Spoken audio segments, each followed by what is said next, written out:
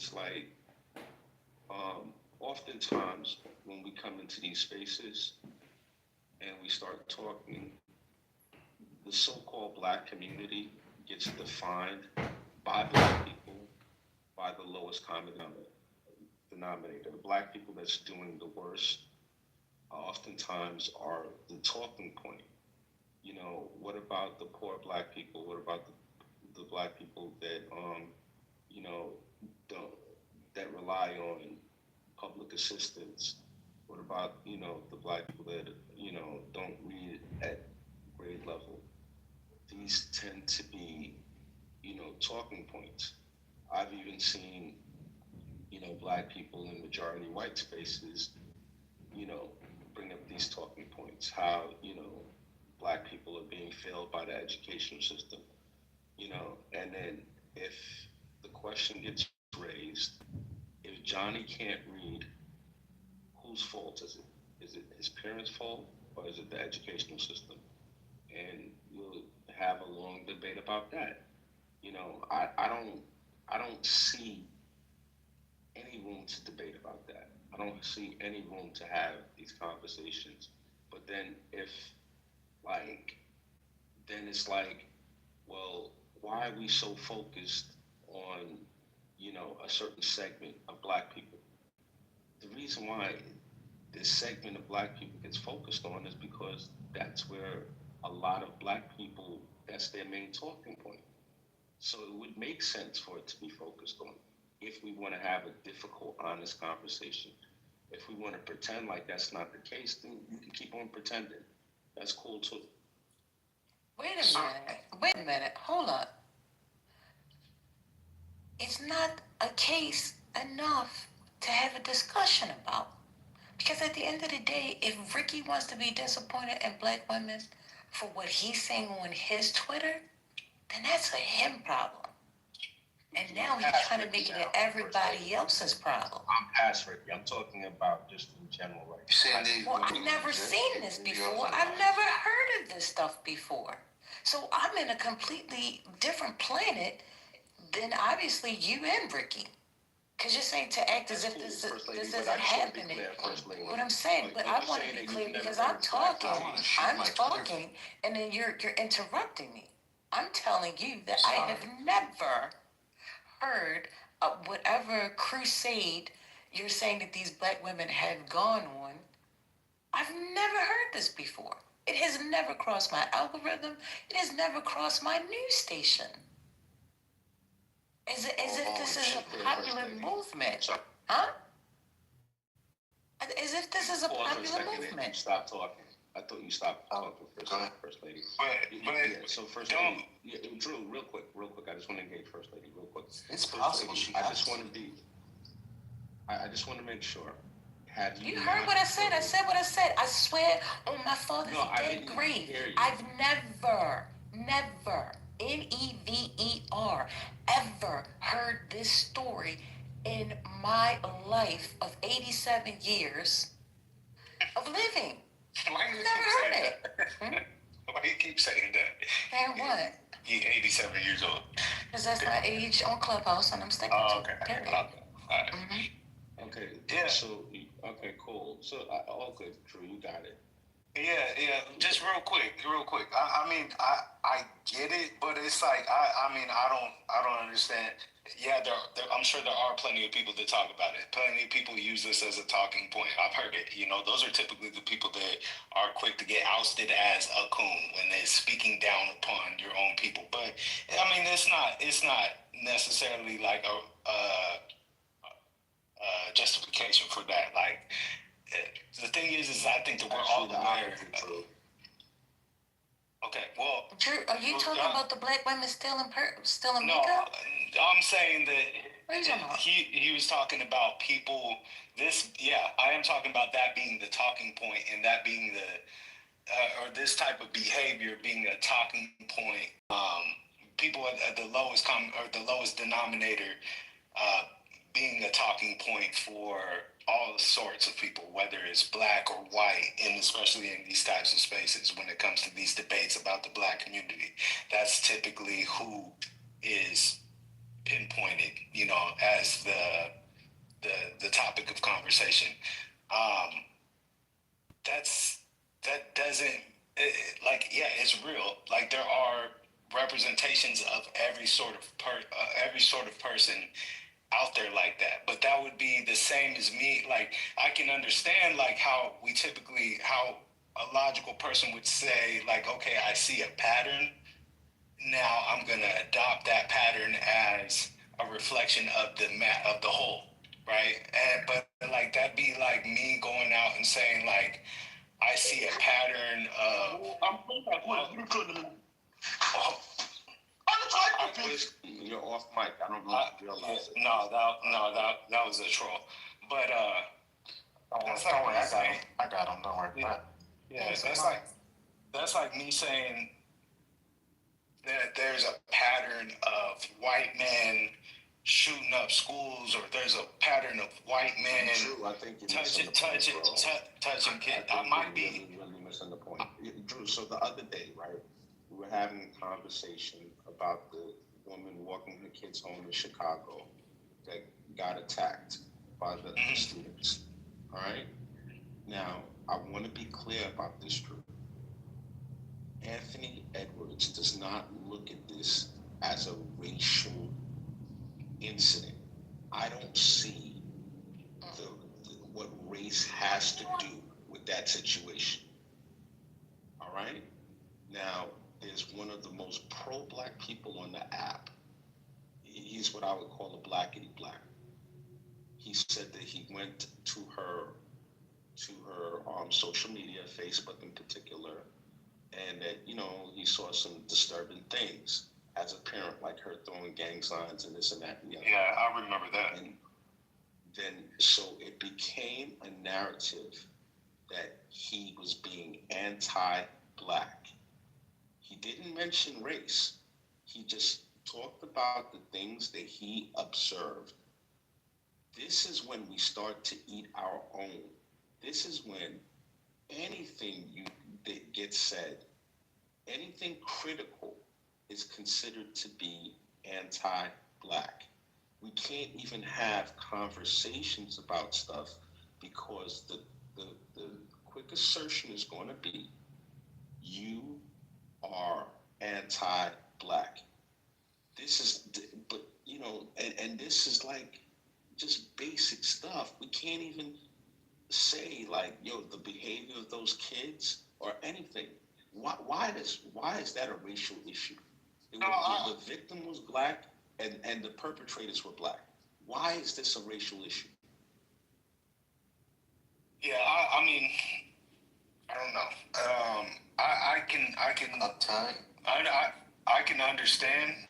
I can understand that. Like, and I mean, I don't think that we should operate that way where we cannot have any type of like criticism for bad behavior regardless of what the skin color is of the person. I mean, I was just in here like 10 minutes ago speaking about the culture, what I would consider black culture, the types of shows that we entertain or that we use as entertainment, the types of channels that are popular on Instagram, the type of music that is pushed to the top of the food chain. I mean, I get that.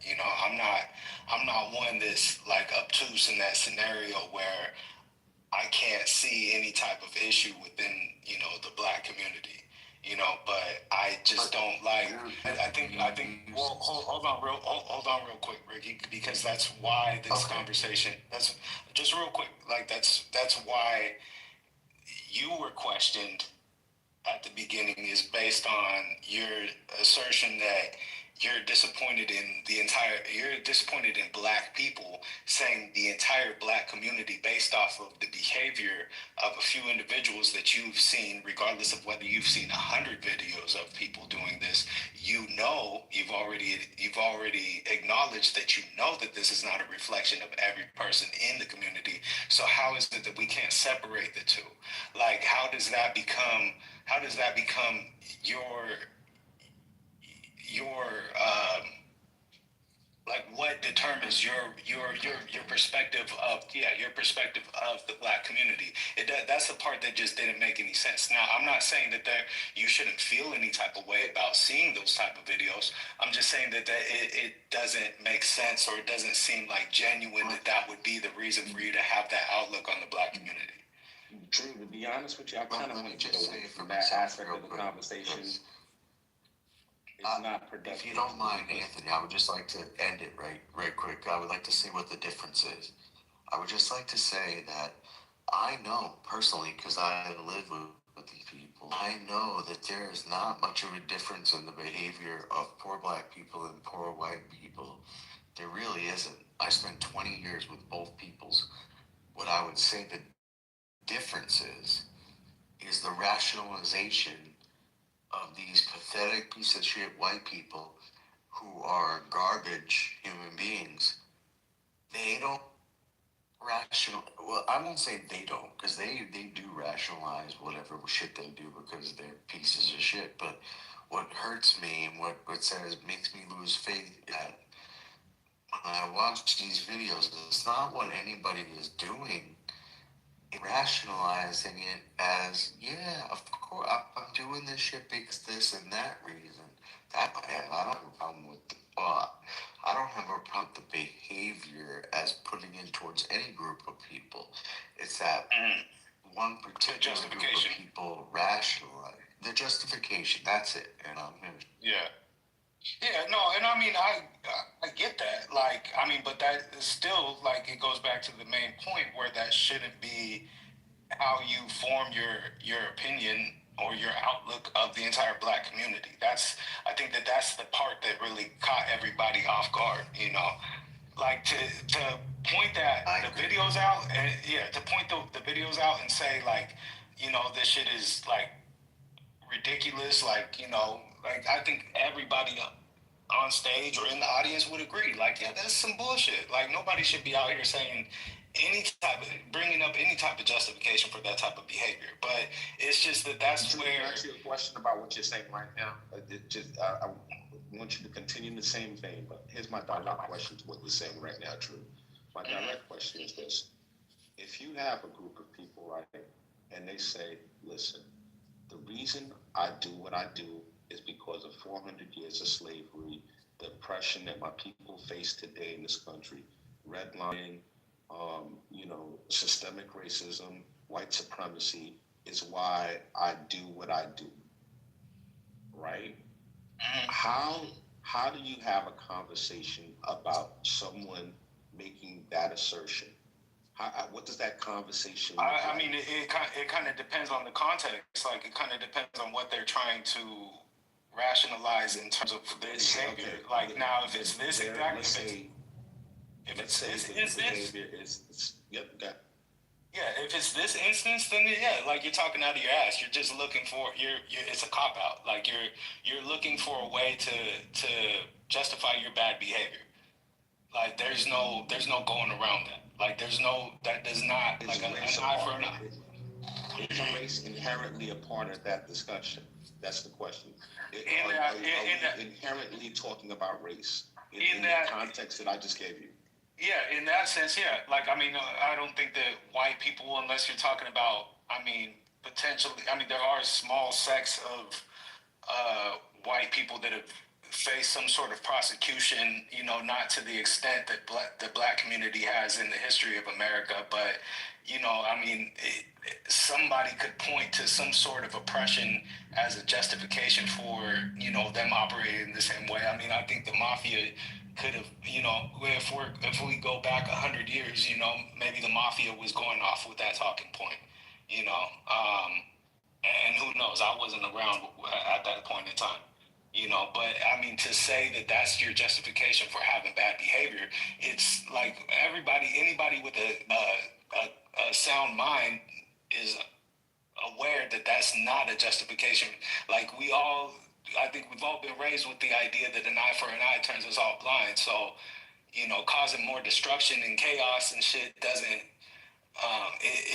it's not going to help anything.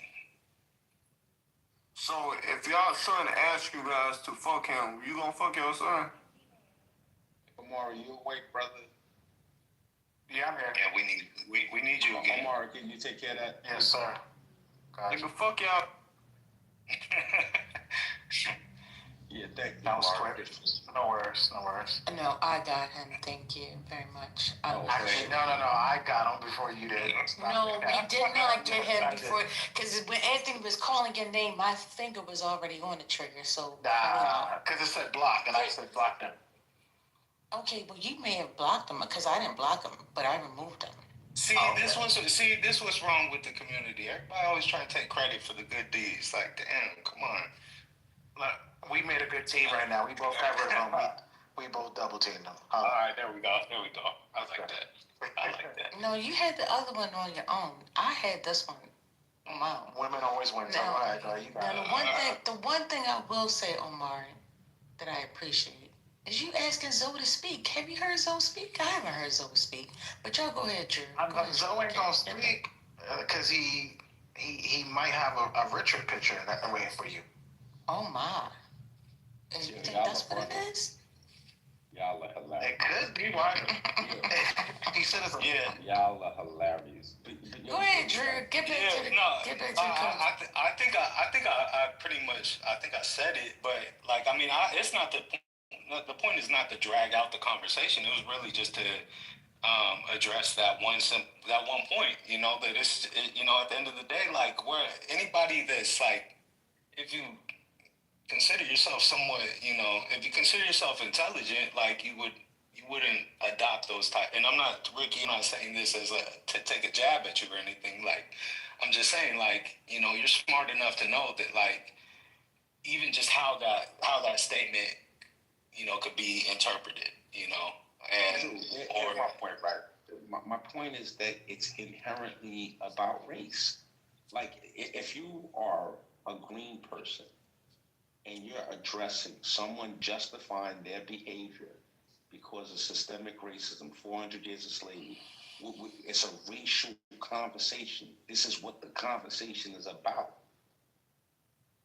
Like, how do we avoid talking about race? I get that, but at the same, like, given the sense that these people are using this as a justification for their behavior. So Drew, but no, just once again though, like that's still not a reflection. Like you wouldn't go out and say that. I wouldn't go out and say. Here's the problem, Drew. There's a problem. There's an 800-pound gorilla that's not getting dressed, right? On Clubhouse, right? We use shorthand if we talk about the black community. Obviously, we're just talking about a segment of the black community. Nothing. Black people are not a monolith. We're not the Borg. We don't all think alike. So if I were to say, sexy red represents the black community, that could be a controversial statement to some, and to others, they would. It's a given. You know what I'm saying? Like it's just, but nobody's gonna say that sexy red represents every single black person. That's like like so. If we're talking about racially charged topics that just inherently have to do with race specifically, and we talk about the black community, I think we might need to let that go. We might need to let what go? Blanket statements,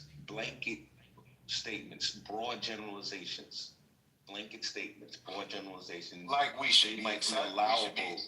We should be accepting of broad generalizations in conversations that have to do with general issues that relate. Like, I don't know how, I guess, unless you want to say, we have to put qualifiers with every statement. So some black people feel this way. Some people in the black community feel this way. There's a segment of the black community that feels this way.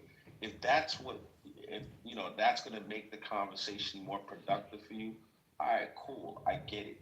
But I don't think most people talk like that. I think people talk in broad generalizations. Yeah, but I mean, I think that when it comes to, especially like, given that we all, like, operate in this world on Clubhouse, and we know how these conversations go left quick, it's important to be mindful of how we speak and the things that we say.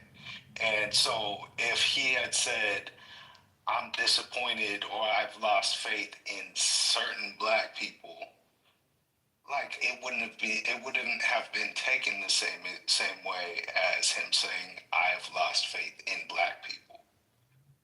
Right. And I think that he can understand. I mean, at least it sounded like that was, something that he agreed upon, Drew, what was that? What was the first question you asked him, Drew, when he made that statement? You asked him a specific question. What was that question, Drew? I think I asked him how that was a reflection of the entire black community. You asked him if he felt that was a reflection of the entire black community. He said, no, not at all. That's literally big change. So, you clarified. You asked a clarifying question. He said that that's not the way he felt. But, and then the conversation became like, or then I was trying to understand, like, what is this narrative that you're talking about, and like even First Lady said it, like she's not aware of this narrative. Right? I'm not aware of this narrative. You might be. I'm not sure. Right? But so it might be a narrative in a conversation, but is it a narrative of the entire race? Like, is it a narrative of the state of the black community? No. So, nor should it be. Are you aware of, I think they call them the Hodge twins, these two light-skinned twin brothers? Oh, yeah. They'd be the first ones to jump on a conversation like this. Yeah. Those are my boys, but I've been second. Please, Amari, please don't say shit like that. Come on, bro. Yeah, they were cool. So they used to. Yeah. So go ahead. Y'all finish your conversation now. But I do the Hodge twins work. Yeah. Yeah. So the Hodge twins, right? They got a video. I was on the airplane and I downloaded it, so I was watching it, and they were commenting on a Nick Fuentes video. Now, like Nick is out there. Nick is a wild boy.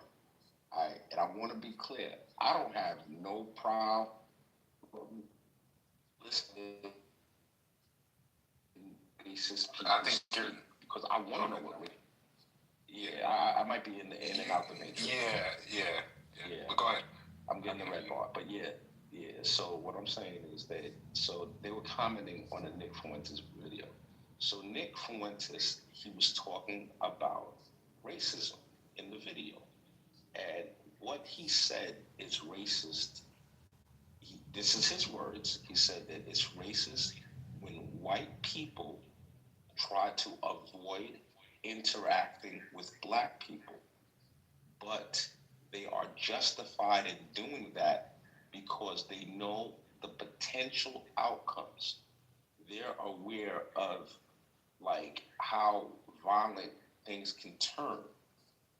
And then he started quoting statistics that 13% of the population is responsible for over 50% of the violent crimes.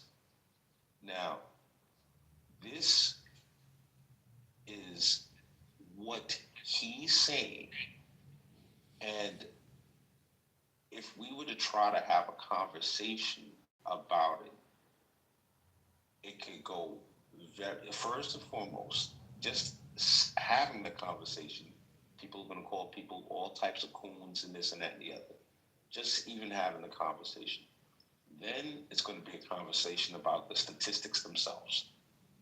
Whether the statistics are accurate or not.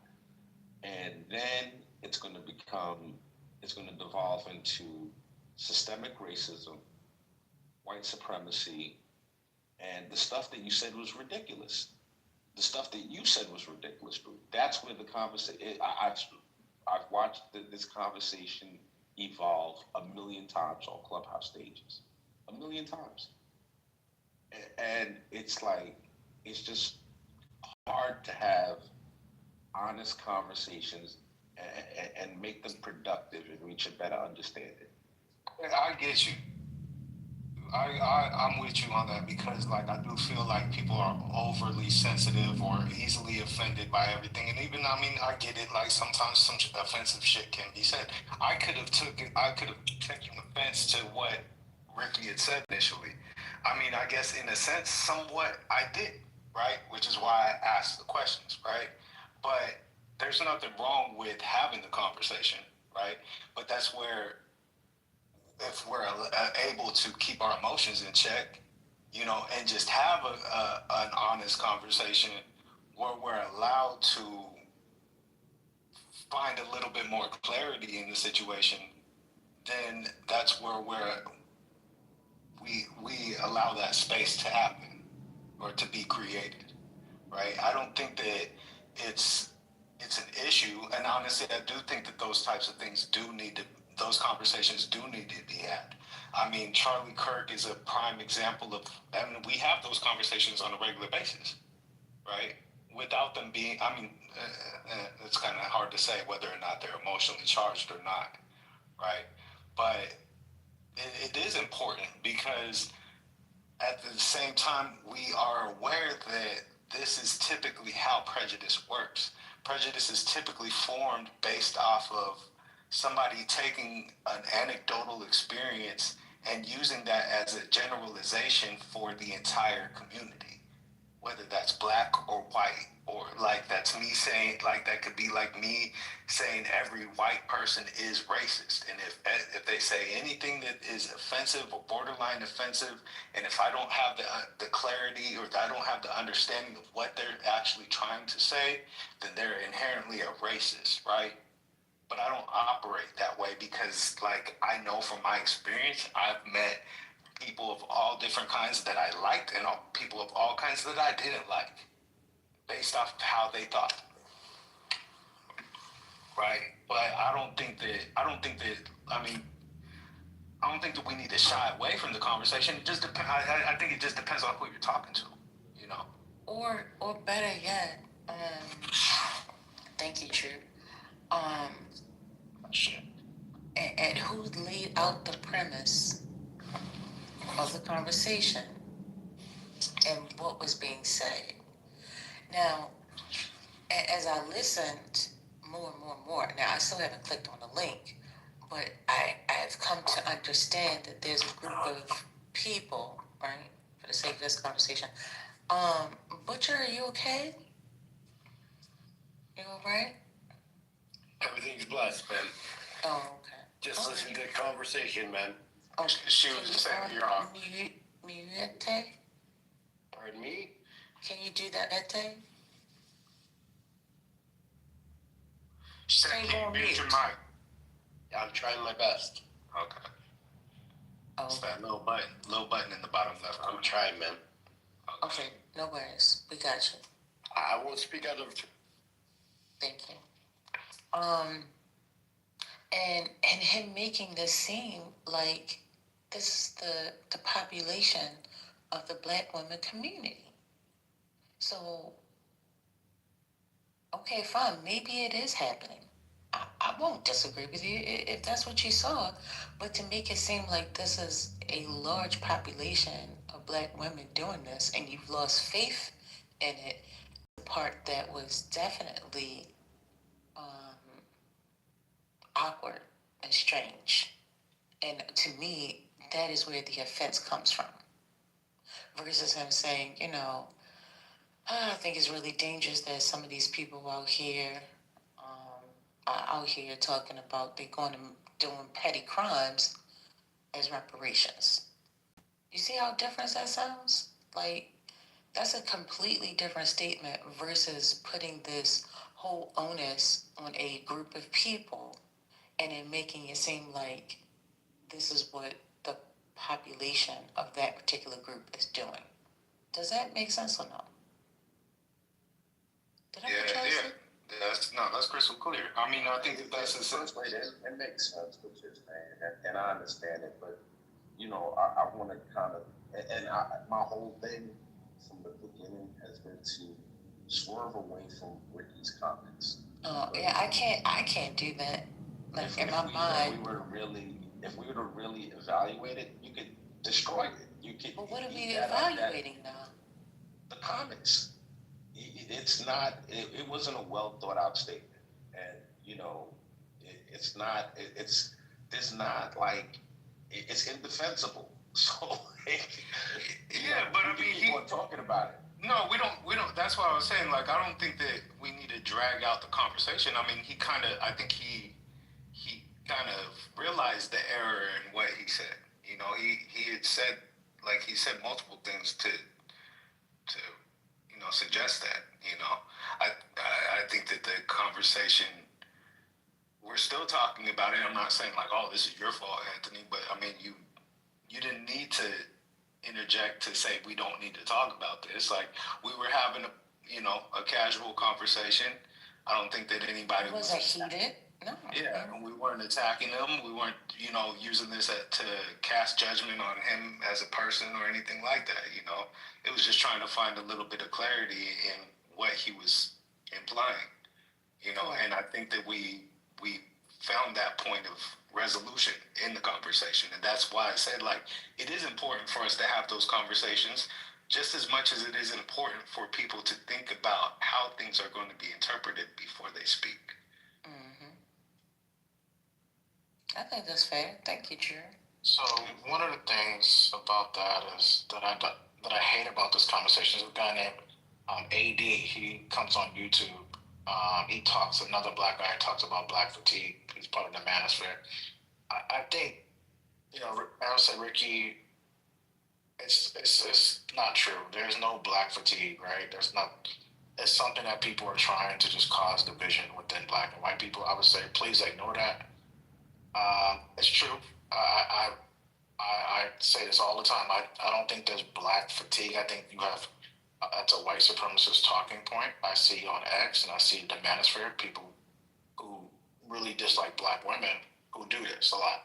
Because if you look at a lot of their videos, it's also talking bad about black women.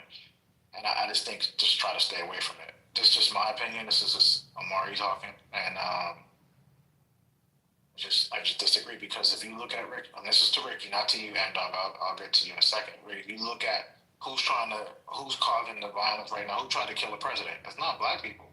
Who's out there on a No King's Day causing it? It's white boomers. So it's really, you should be looking at white people. I'm not saying to call us a race thing, but it's really white people that's right now are the ones that are turning up in this country. What's wrong? What's wrong with No King's Day? That's a fact. What's wrong with No King's Day, though? I mean, he's a Republican, so he has to realize, as a Republican, it's the other. They're in a civil war right now. It's the other half of the 50% of the silent majority that's going against his majority. It ain't us. And I mean, that's the part that should be like, it should be like obvious to anybody. Like, Why are we the scapegoat? There's no monolith amongst any type of like ethnicity, like, and to expect there to be, I mean, is asinine. Like, we should accept that, there's going to be people of all walks of life that have different opinions, But I'm trying to get him to rewire his brain. Quick. Go ahead. Man. As it relates to the idea about black fatigue, I do think there's a phenomenon, that I would call black fatigue. I definitely think that it exists. And I think that there's a certain rationalization that's going on in the so-called community among certain people, seeking reparations, talking about, white supremacy, talking about systemic racism incessantly, and attributing all of society's faults and personal shortcomings to those things. And I think there is pushback against those ideas. I think that to act like it doesn't exist, or not to like interrogate the idea and explore it.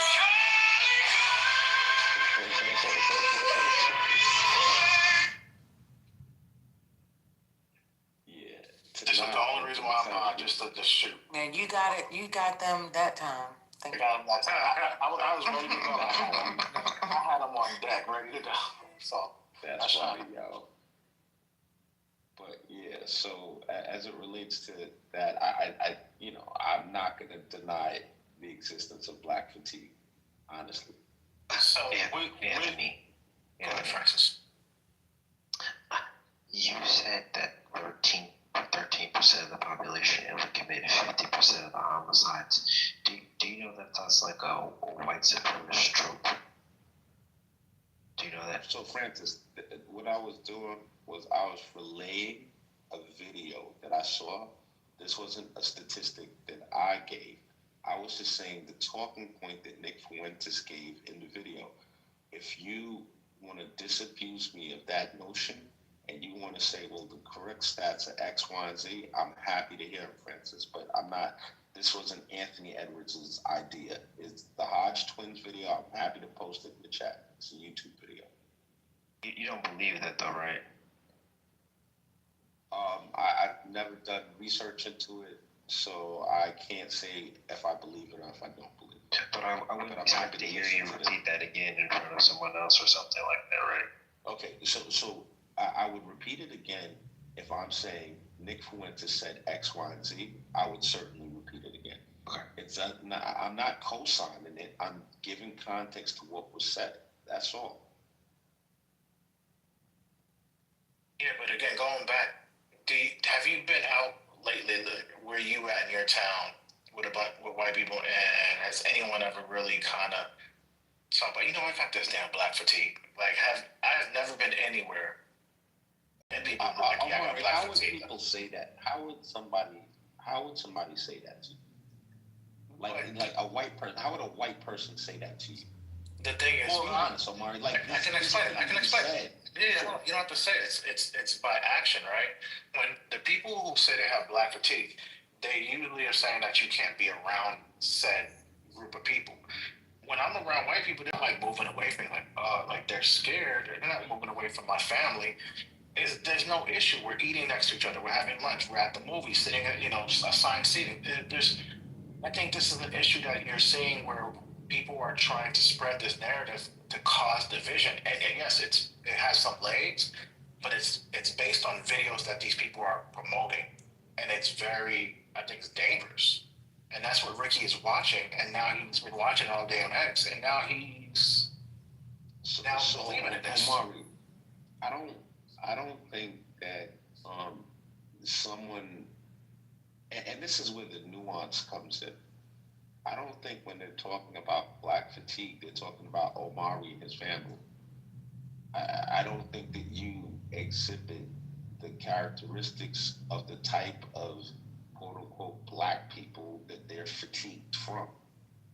I don't understand. Like this is Omari. You're smart and you can pick up on nuance.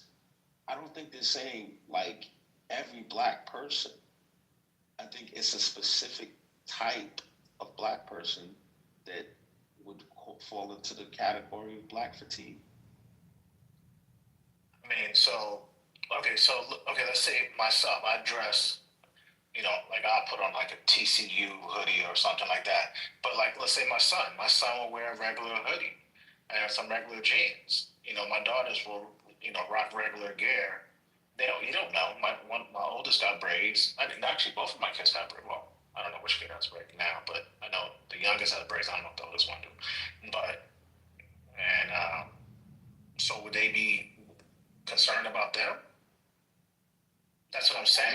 Omar, I think it's not just. I don't get it. I don't think it's just based on the way you look.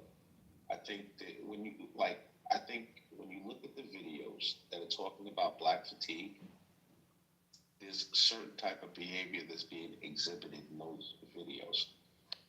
For a minute, there was a bunch of videos about Carnival Cruise Lines. There was a bunch of videos. And in some of those videos, you had black people some black people were talking about Carnival is now racist because they instituted certain policies about Bluetooth speakers and line dancing and, just different things. And there were certain people that were saying that were racist because of that.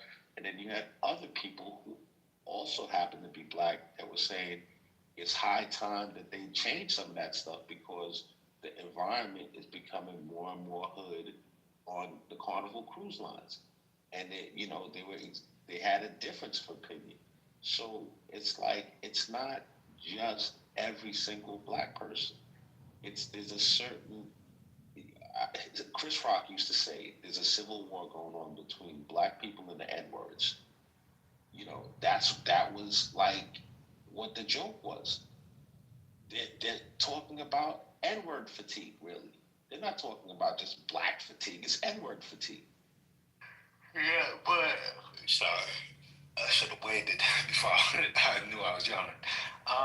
Don't you think it's like an example of a lack of self-awareness, though? Because like, I mean, I'm pretty sure that the same people that speak on these topics that speak of black fatigue have also seen the amount of like, just to be blunt about it, the amount of white meth heads out on the street.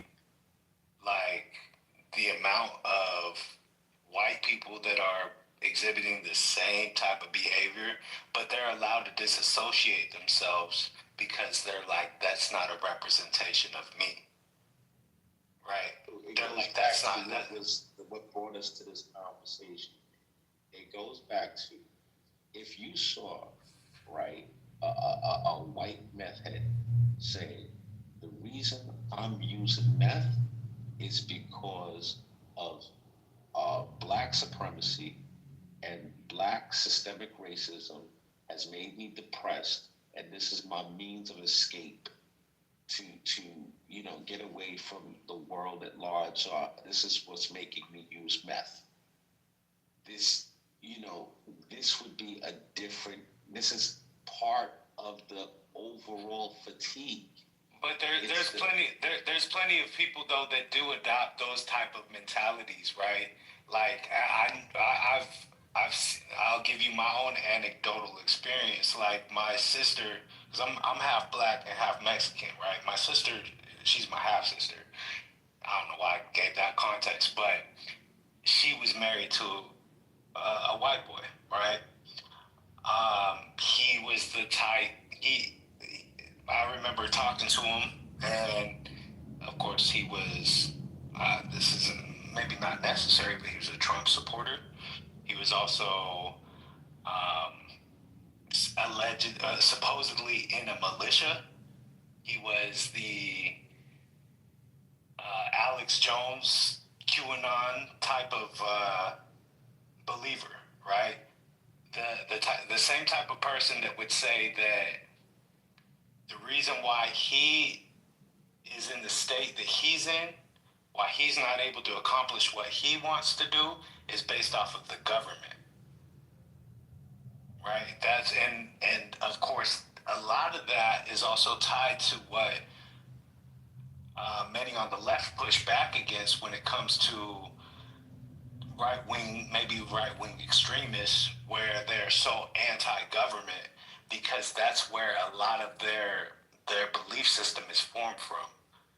And like for like a prime example of how this ideology is adopted or how it is weaponized. And this may be another anecdotal experience, but I used to watch this show called Hate Thy Neighbor. This was he was a comedian, but he was black and Jewish.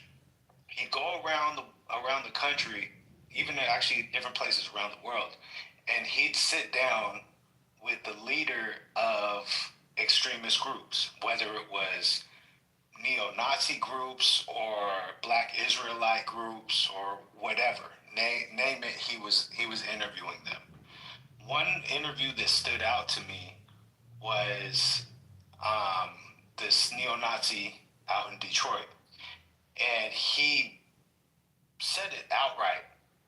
We look for the people who are in despair, who have no answers for their problems, and we give them one. We find common ground with these people by attaching a boogeyman to their problems. at the end of the day, that is what all of this shit revolves around. And that's why a lot of the time when those talking points are brought up, they're brought up as white supremacists, right?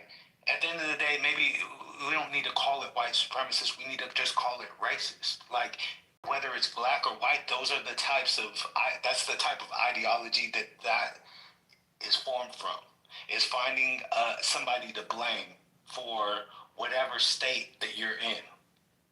And that's Drew, I guess we're talking about loser fatigue.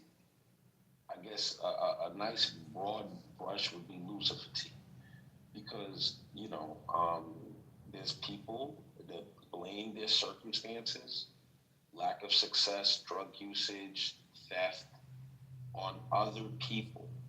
They blame their circumstances. They don't take any personal responsibility, and this is across the spectrum. Mm-hmm. This is not unique to black and brown people. This is across the spectrum. And so they try to, make it somebody else's fault. Life just happens to them. They don't impose their will on life at all. So it just happens. So it's loser fatigue. But if, in the context of, if someone is saying, well, because of systemic racism, because, the educational system sucks so bad, because the school books in my school that I went to were so terrible, the teachers, they didn't care, they just mailed it in, this is why I wasn't able to achieve, like that. And we're talking specifically about racial issues, then this becomes a different type of conversation. It's like, I don't see how we can avoid putting certain labels on it, because this is what the conversation is about in that context.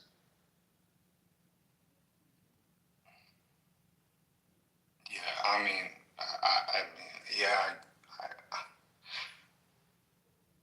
I don't think that it's so much about the label, as much as it is about the whole, like. Hey, Drew, I just want to address something really quick, because Mhm. I believe, I haven't read through the comments, but I believe that there's some controversies to what black fatigue is. So the definition of black fatigue originally was when black people were fed up. Black people were the ones that were the fatigued party. They weren't the fatiguers. Yeah. In this current 2025 context, black fatigue is being used to denigrate black people as a negative on black people. It's like the evolution of a word. Now, whether or not people can find that definition, that's cool. But if you go and you look at the way it's being used right now, it's pretty obvious how it's being used, who's using it, and why they're using it. Yeah, I think the same thing was done with TDS, Trump Derangement Syndrome. But at the same time, like, I never looked it up in Webster's or anything like that. So, that was just my own interpretation of how things went. But yeah, I can understand that. Nonetheless, though, like, I think that's why, like, these conversations end up going left, is because a lot of people lack a full picture or full perspective of the whole situation. Like the points that I brought up, where you and you've acknowledged or brought them up as well, like where we can all point out, similarities between any type of people, and I think that the reason why these conversations go left oftentimes is because the ones that are the loudest with that type of rhetoric are the ones that are the same ones that are pushing division, like the Nick Fuenteses. Like it's always been that way, where the Klan has been the ones to voice that opinion. We could even say the government in a sense, or some of the higher ups, when we look back at Reefer Madness, and of course that wasn't entirely an attack on black people, but it was an attack on black people and liberals, right?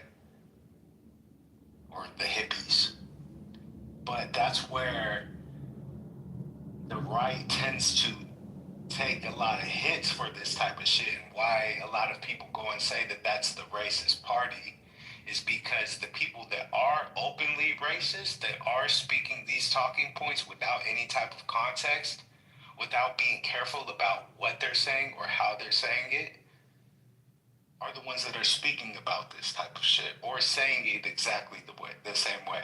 And that's why initially this whole conversation, it was more, it was. So, Drew, you bring up a really interesting thing, bro. Mhm. Now, this idea about which party, harbors more racist, right?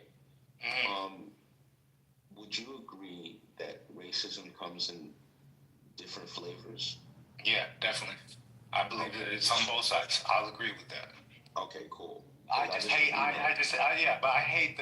I don't like to get into it's both sides. Like it's, to me, a lot of the time when we have conversations about current, like, policy or, I mean, it is obvious that it needs to be acknowledged that, people cannot vote by party, but more on policy. Right? We can't just put our faith in the Democratic Party.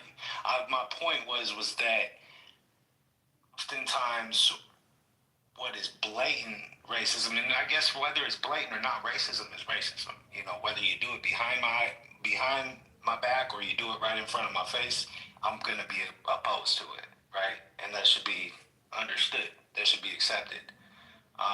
It's just that when it comes to conversations, the ones that are going with these talking points are the ones that are typically trying to sow division amongst people.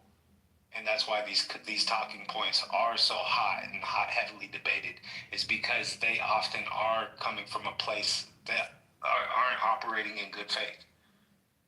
They're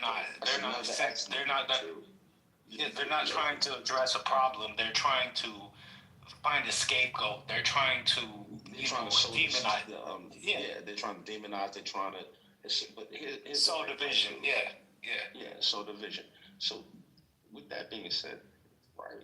We completely agree, right? And let's say there's a talking point that's being made. How do you think it should be addressed? Do you think that the most effective way of addressing is saying, "Hey, listen, I'm not really going to engage you because you don't genuinely want to talk about this. You're just here as an agent of chaos, and you're trying to sow division." Do you address the point, the substance of the point? Well, the point, it's valid, but this is more of a socioeconomic issue. This is not a reflection of race. This is just, people across the board. Like, how do you address? I would say that would be an accurate or a more productive way of being able to handle those conversations. I mean, backing out of those conversations, like, I'm never one to shy away from a conversation like that.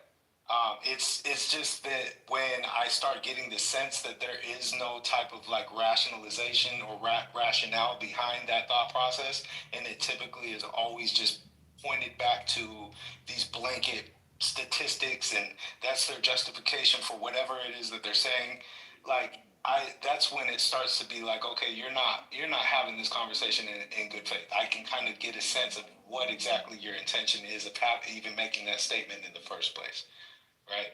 So Drew, yeah, and I agree with you, right? But here's now when you're talking to a group of Black people, right, and you're talking about socioeconomics, you know what oftentimes gets brought up?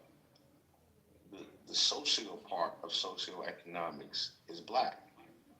So it's not, they're attributing race to socioeconomics as well. It's now we're going to attach race to socioeconomics. I'm not quite picking it up. Okay, cool, and it makes sense. I got you. It took a second for me to get it as well. But let's say, for example, right? You say, listen, Black people are not inherently violent. Black people that fall into certain socioeconomic groupings may exhibit more violent tendencies than other black people, this is a socioeconomic problem. You'll have somebody that will say, well, it's still systemic racism, it's still white supremacy, because you can't separate the socio from socioeconomics. And if we're talking about socio, we're talking about black people. The socio equals black in socioeconomics. That's the tie that binds. Did you follow that? I don't necessarily agree. I don't think that that's inherently what that means. I mean, at least I don't think that that's the intention behind the comment or that phrase. You know, I believe that it's supposed to be a representation of people in an economic state, people in a certain class, right? And some people will go and always try to use that as a representation of black people, but it's not. There's no way to actually say that and say that truthfully. I mean, it just for like prime example, and of course, yes, they do make up more of the population, but when it comes to like welfare recipients, majority of them are white. You know, so that's a prime example that majority of when it comes to socioeconomics, it's not just a black issue, or it's not. And when that conversation is brought up, it's not black people. Violent crime in general happens in the same sense in white communities that are of lower economic status. Like poverty creates crime. It's inherent. It's not the sole root and cause of it all, but typically you're going to see a lot more petty types of crimes, a lot more violent types of crimes, a lot more drug-related crimes in lower income areas, regardless of what the race is. And I think that anybody can acknowledge that. I mean, when we look at the prison system, regardless of how much the smaller populace is represented, the black people are represented in the prison system, there are still like, you're gonna be if you go into a prison, because I used to work in a prison, like I see more white people in there than any, and that also comes down to where you're at, right? But it's not to say that white people aren't doing the same exact shit. I mean, and that's where. While we're on this topic, right, and this goes to the conversation that I came in on earlier with, rappers and females and everything. It ties all of this stuff back together. Mm-hmm. Is there a problem with so-called black culture in America? Yeah, that's what I was speaking on earlier. Yeah, for sure. I think that at least, I mean, from an entertainment aspect, yeah, for sure. I would say that the people that we propel to the top. Is it just entertainment? For the most part, yeah. I mean, when it comes to music, and I mean, my whole comment was mainly on music, for the most part.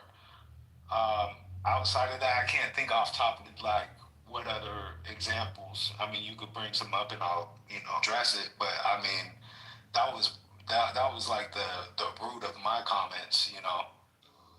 Okay. And see, like, and this is where it gets like super frustrating for me, because like there's a lot of stuff that I wouldn't attribute to being black culture that there's people that might attribute it to being black culture. Now, do you think that there's a culture of academic success in the so-called black community that's emphasized, that's valued in the so-called black community? No, not enough. Nah. You know what? All right, Travis, come on, Travis got it. No, it's not. I know. Just no. I think I'll be honest with you. Like, no. Do you know why I say no? I remember when I was in grade 7, and I was speaking, and one of my dogs said to me, "Yo, why do you use so many big words?" Your dog said that to you? Did he barf when he said it? I said, "My dog." Huh? I mean, my nigga. Huh? My dog. My nigga. Oh, come on. You gonna That's my friend. Come on, no, come on, That's bro. my You're gonna take him. You're gonna take him off. You're gonna take him off Travis track. is always trying. No. I'm speaking on this point. No, I get you. I get where you're coming from. And he said the exact words. Hey, You're talking white. you're talking a little too proper for me. Where you're like exactly. Anyways, and my second point, when I was in grade 9, and we had to take our own classes, I took a physics class, and I was so proud of it too. I was like, "Oh, I'm taking physics." You know what the older niggas said to me? "Physics? Are you a nerd?" Yeah, but that's Yeah. the thing. The thing is though is that like that you're talking about like high school and shit, and like we've all gone through that experience. Yeah, like it's ignorant, but like the people that should be allowed to be ignorant are the ones that like not that we should want them to be or be accepting of it, but we should expect that that's where we're gonna have some form of ignorance is in the youth, right? Because they don't know any better. Right, like I mean, everything is looked down upon. Whether it's drama, whether it's band, it's all looked at. It's all looked.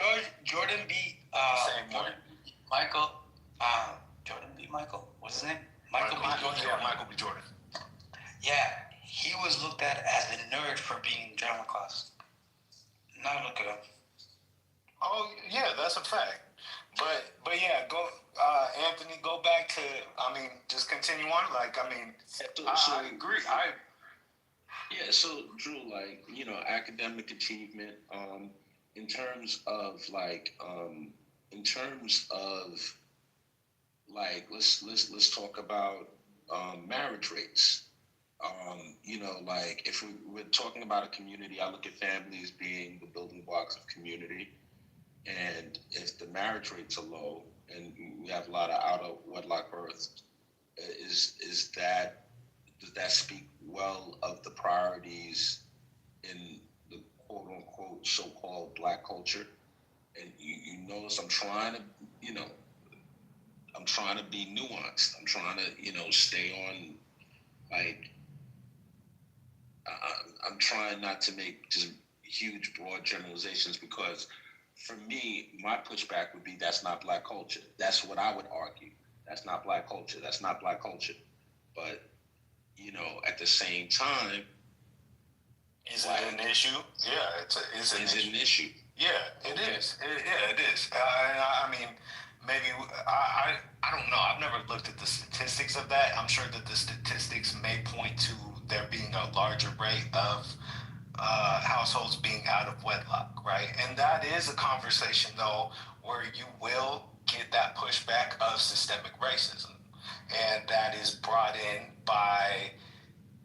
That is, I mean, and it's verified though that is something that the government has intentionally done. I know that you've even vouched for that, where your outlook, and maybe don't let me misquote you, but that would be a tool used by the government, or sorry, the welfare system is a tool used by the government to perpetuate that issue, right? So to be clear, Drew, like I don't. There's more white people on welfare than black people. Like just raw numbers. Statistically, per capita, we can get to a whole different conversation. But raw numbers, there's more white people on welfare than black people. So, like I don't. Hold on, Travis. Chill for a second. Chill for a second, please. So, with that said, right, I don't look at like welfare as like a racist system, and I don't demonize people for needing help. It's okay. I'm happy we have a social. Oh no, that was just a portion of it though, like the portion example, right? Okay, I want to make 2 points. One, when you're a black male, you're obviously going to be uh, looked at, especially in high school. You're going to be in the basketball team. You're going to be in the football team.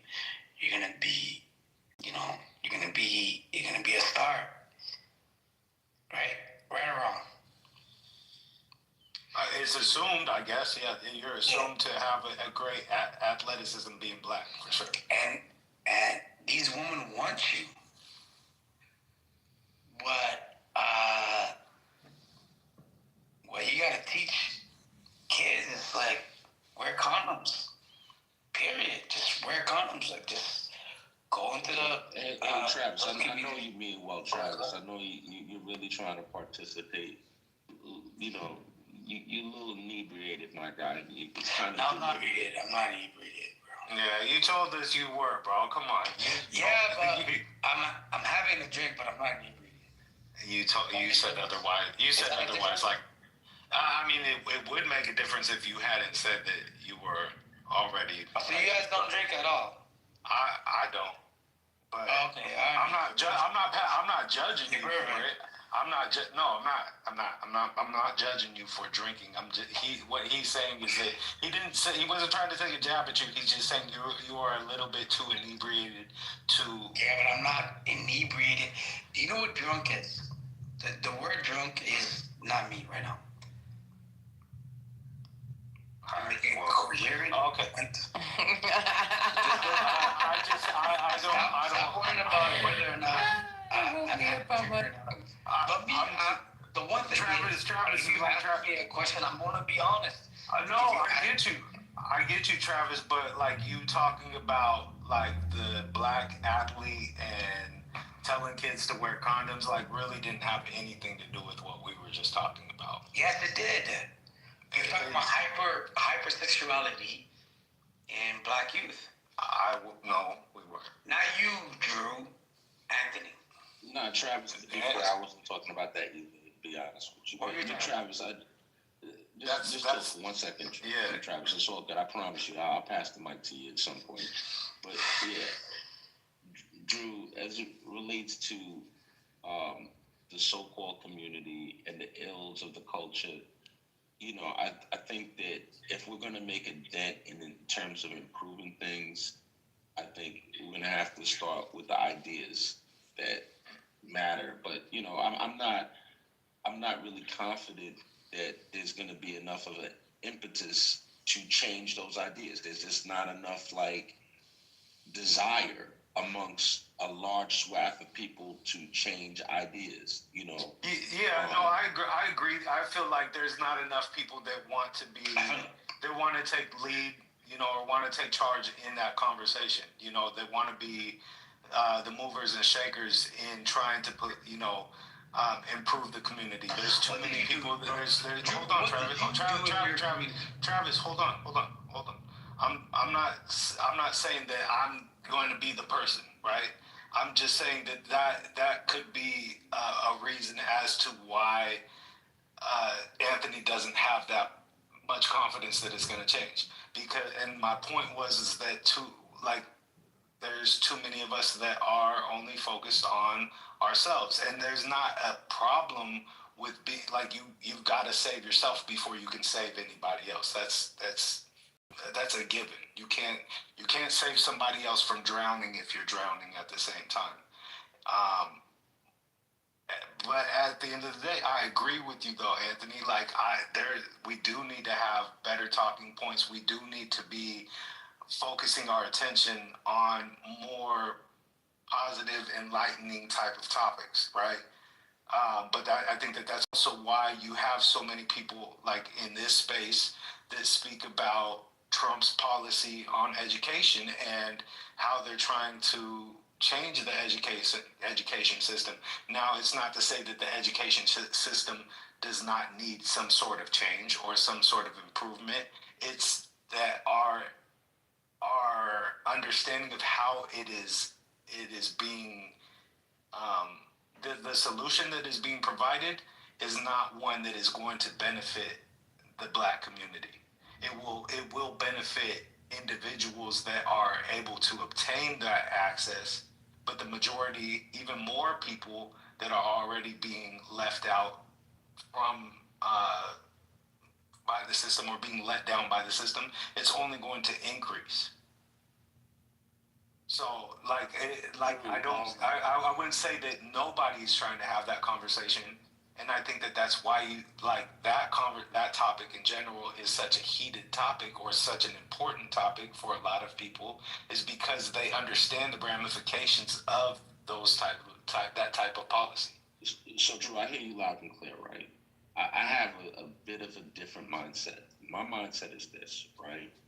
I think that number one, the trajectory for black people hasn't been great.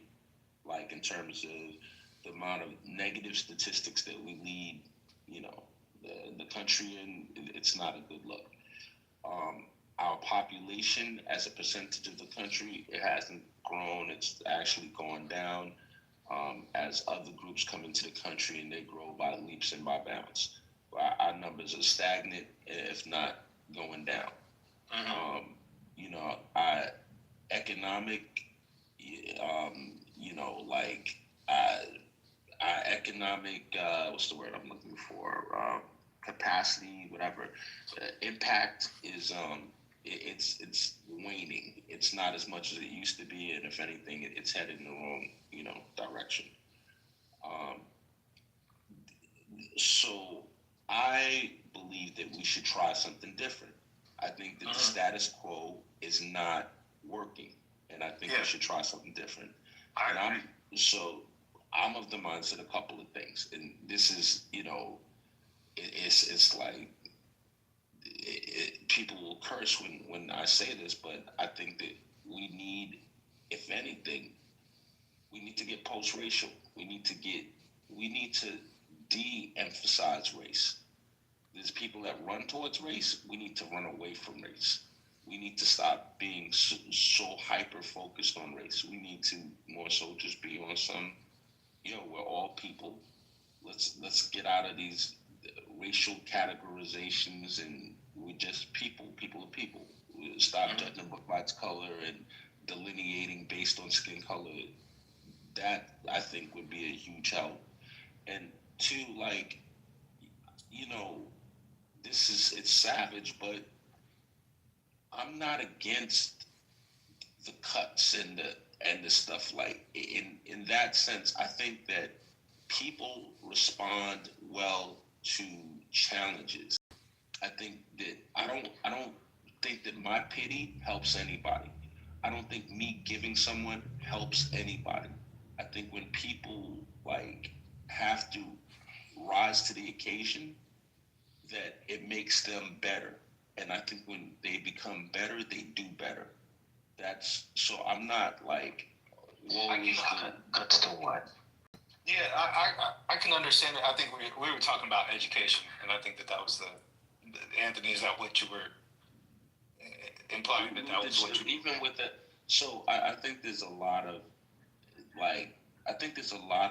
educational institutions that have been taking advantage of students. There's a lot of people that don't work in the profession that they have a degree in, and there's a lot of that shit. It's people are paying for bullshit. Like it's crazy. So yeah. I agree with you. I'm sorry to cut you off. I agree with you, but like I think that this point has been made, numerous times in terms of like the response to the idea of increasing funding or like the voucher system and school choice, right?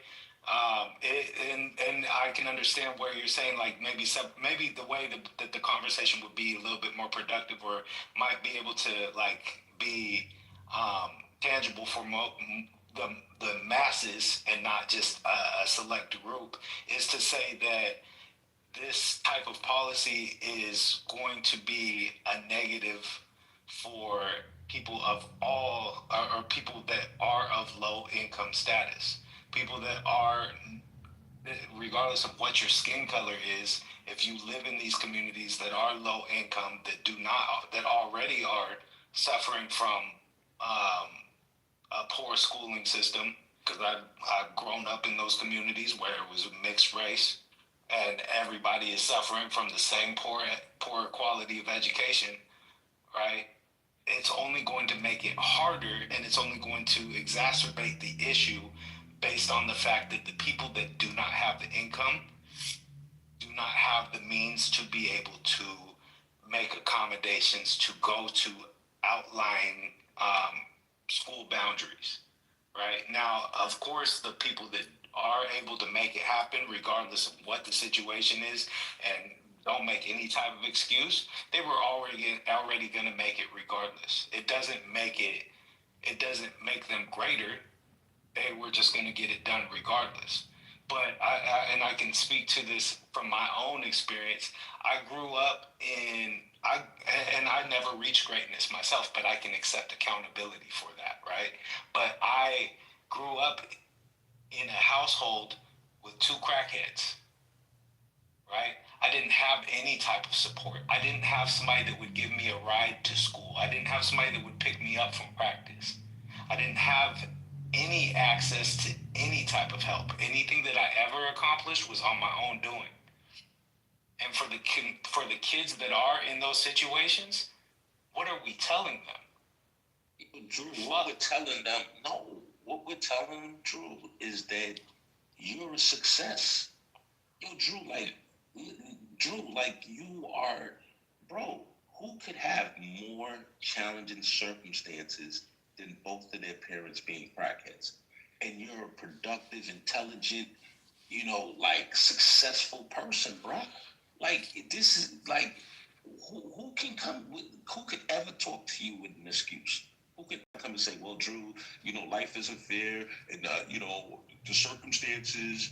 Who could ever have that conversation with you? I can definitely acknowledge that, but this is the thing that I would have always or maybe not, I've not always said this or recognized, but I have always considered myself blessed based off of being born with high aptitude, and that's not based off of anything that I did. Making my point, bro. True.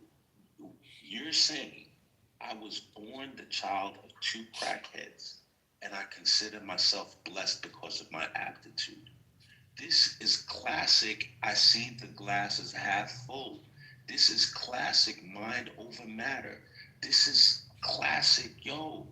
I'm not going to let anything hold me back. This is, yo, like, I don't want this not. I know, and I can understand that. I definitely see what I'm picking up what you're putting down.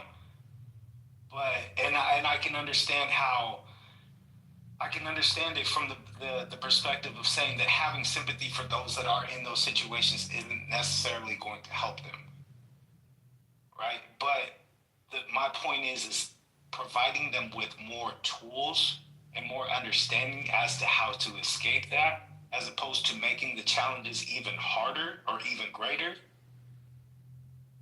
is not, it's counterproductive to what we're trying to accomplish. I get it, Drew. I understand, but it's like, Drew, I'm not special. I think based on what you said, you're special. I tip my hat to you, brother. Like, I always respected you. Now I have extra newfound respect for you. That's like, yo, dude, man, that's rose growing out of concrete shit right there. Bro, I get it. I understand, but it's like you, somebody just telling you, how they, how much pity they have for you and feeling sorry for you, that can stunt your growth, bro. It could actually be more of an impediment than anything else. Someone telling you, well, you have every reason not to be a success. He's not helping you. I have heard that, and I've never accepted it. I don't accept pity. I don't appreciate it, But and I can understand where you're coming from, where those that do look for that to latch onto and use that as an excuse are only hindering themselves, right? But but this is, and it's not to say that I am special, but maybe it is implying that I am an example of an anomaly. And it's not to say that I'm the only one, right? But I do understand, I have empathy for people that are having that mental crisis of being having their back against the wall and feeling like the world is against them and nothing is working in their favor, and they don't know how to figure things out. Right? I haven't made it to where I want to be. I would not consider myself a success. I would not consider, I've held myself back. I have hindered my own progress. I have not done the things that I need to do. But I'm aware of that. And I also understand that a lot of people lack self-awareness. Now, how we go about teaching that, I'm not 100% sure, right? But that's where the education system needs to be improved, right? I don't think that communities that are like what is being suggested as far as school choice, where sending those kids to those communities is going to be an eye-opener for them, right? And I can say that even from my own experience, where I live in Washington State, right? Where I live in the east side of Washington, Yakima. It's not something you would know of, but it's not generally. It's a divided community.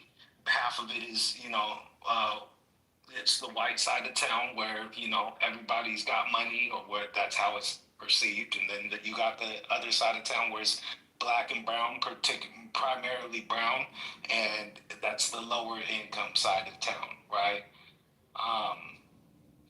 I moved from here over to Bellevue on the west side. Bellevue is like the home of Nintendo and Microsoft. It's the upper echelon of Washington, right? It's bigger. It's the polished version of Seattle.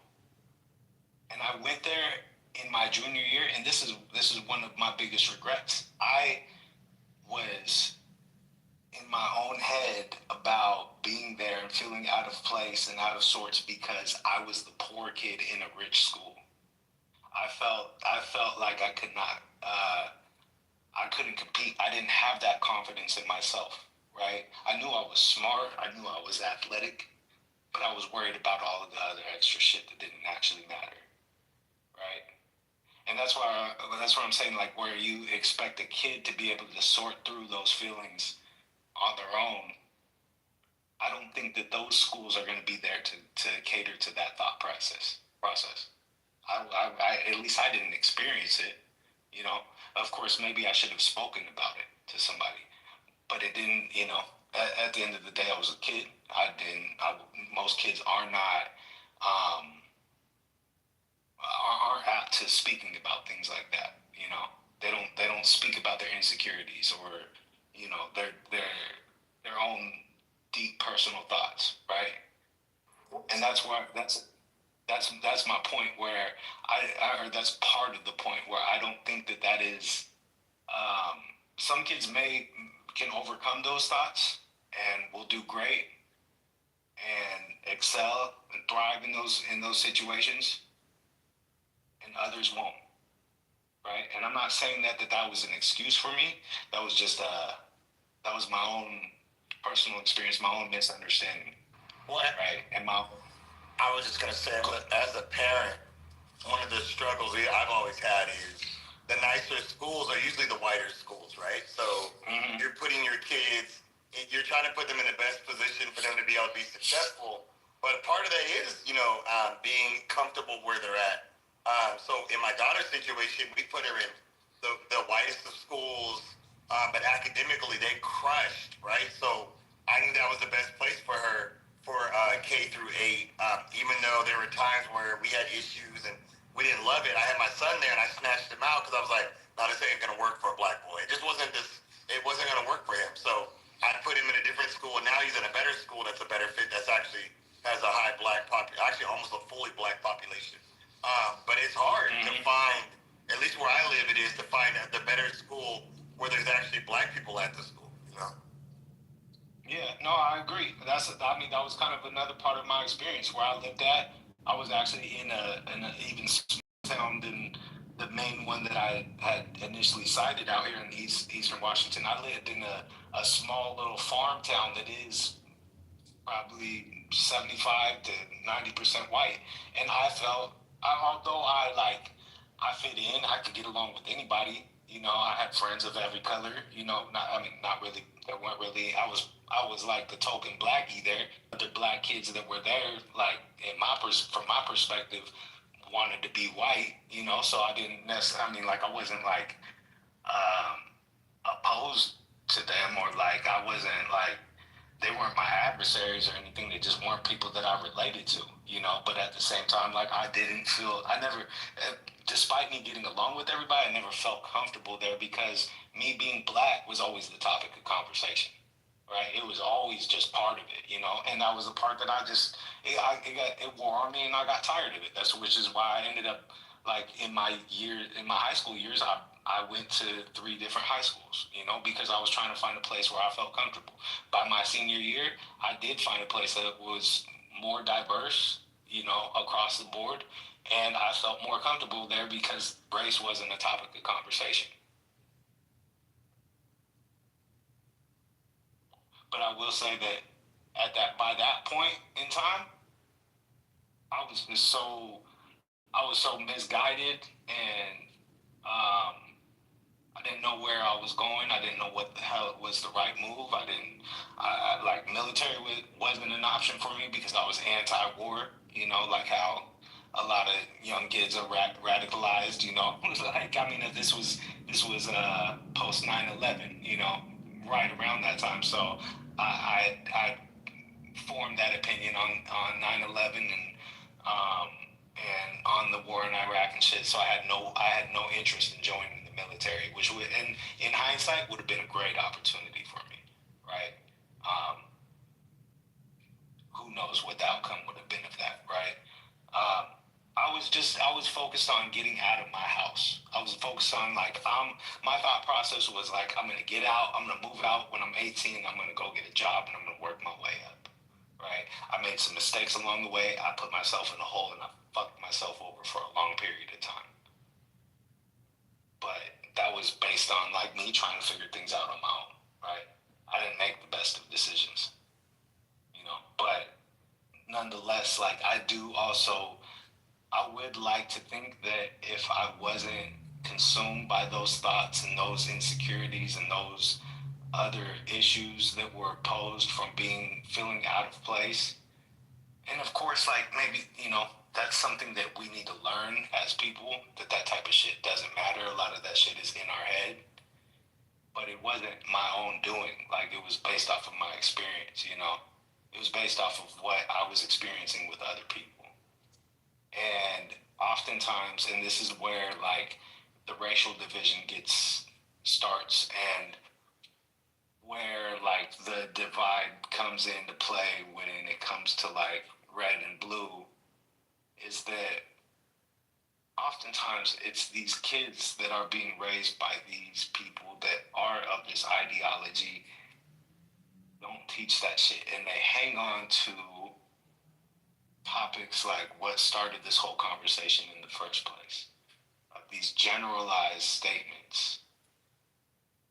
They don't learn people for who they are. They attach all of these statistics and these prejudicial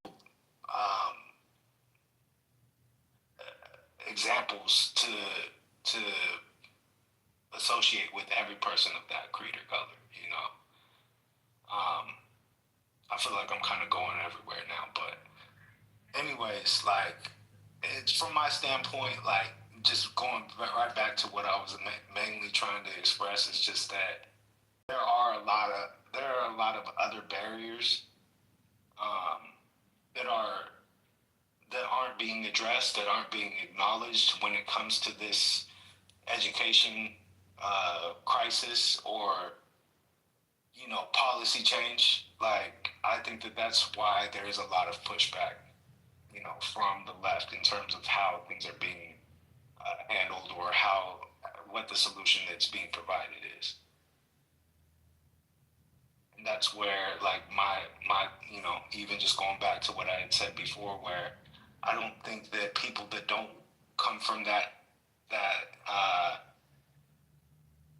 it's hard for me to believe that the people that don't come from that walk of life are going to understand um, the barriers that are in place.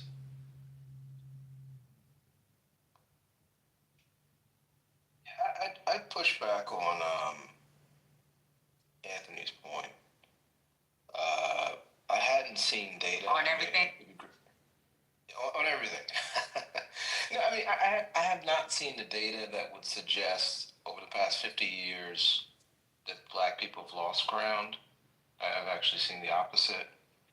When you look at income, we look at educational attainment, we look at,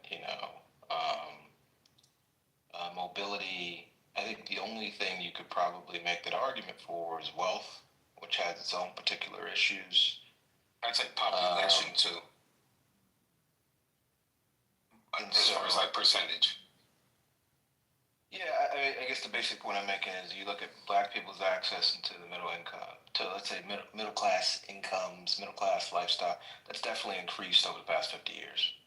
And so this draconian view that black people have gotten worse and the outcomes are super bleak on a relative basis, I just don't think that's accurate based on statistics.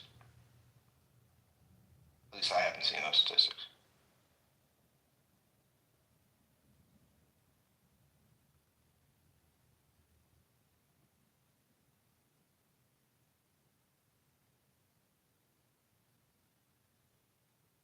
Yeah, I'd agree with you.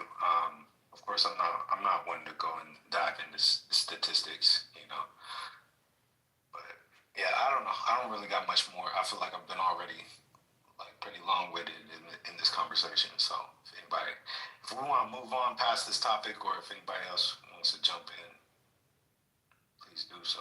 Well, I'm just gonna say this about education. At the end of the day, the moves that are being made with the current administration aren't addressing the real problems, which is literacy. For black males, literacy is the biggest problem. It's not being addressed. It continues to grow. They have delayed the new numbers to come out because they know it's going to be worse because of COVID. But prior to COVID, if I'm correct, only 36% of black males in the 12th grade were reading at the 12th grade level. You know what I mean? So that means that 7 out of 10 weren't reading as a high school senior, but they're a high school senior. Like, that's a problem. That's a huge problem. You know what I mean? And so reading ties into everything else. So if you can't read, there's so much other stuff you can't do. And then we get surprised about the divide between black men and black women. And whatever we're doing is not working. Whatever we're doing with black women has been working, which is probably why the Republicans are so pissed off at attacking black women as much as they can. But at the end of the day, whatever we're doing, it's not working right now with the education system. And it has nothing to do with whether it was a black school, white school, whatever. It's just not working. But when if you look at places where it is working, it's predominantly progressive areas. You look at places like Massachusetts, New Jersey, we look at places like that have pretty good education systems.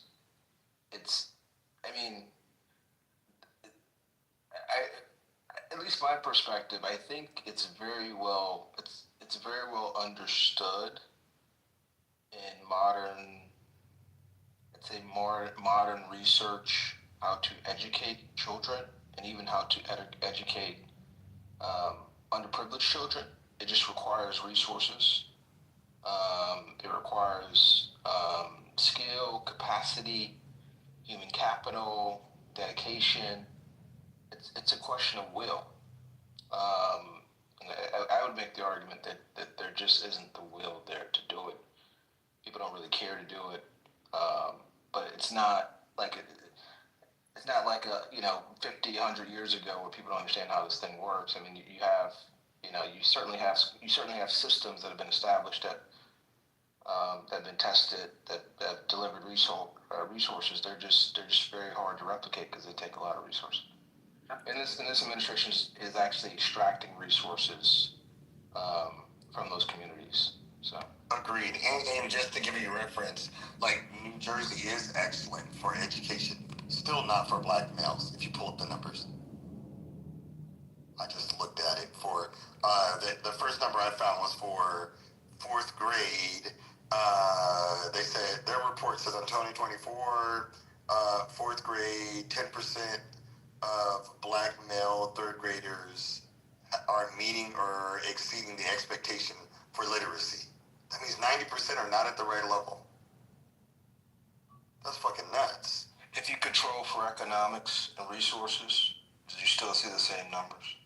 No, I think that has something to do with it. I think that definitely has a lot to do with it. And I just think that, like, there's not enough reading happening in our communities. I think there's not enough access to books in our schools. And when I say books, it has to be books people want to read. You know what I mean? And so when you have a school book that doesn't have any black people in it, a social studies book, you think it ain't about me, so I'm not really that interested.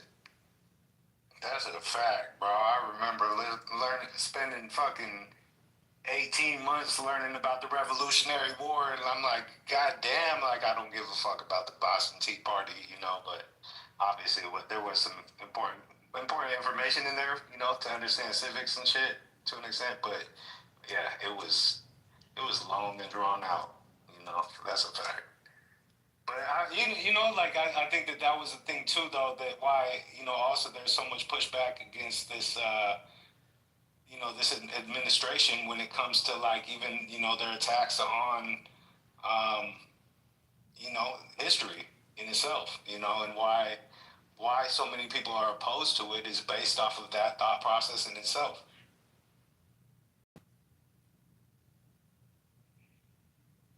I agree.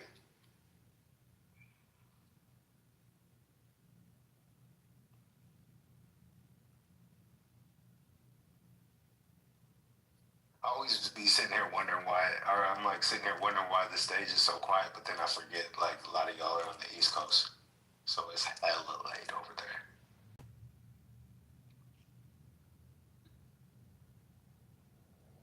Now, they was jumping a little while ago when I was on here, when I first left the house. I just stepped out right now. I'm in Cali, though, so I'm up. Yeah, the whole time, I think I've been in here for like an hour or so, probably a little bit longer, and yeah, it's been kind of dead.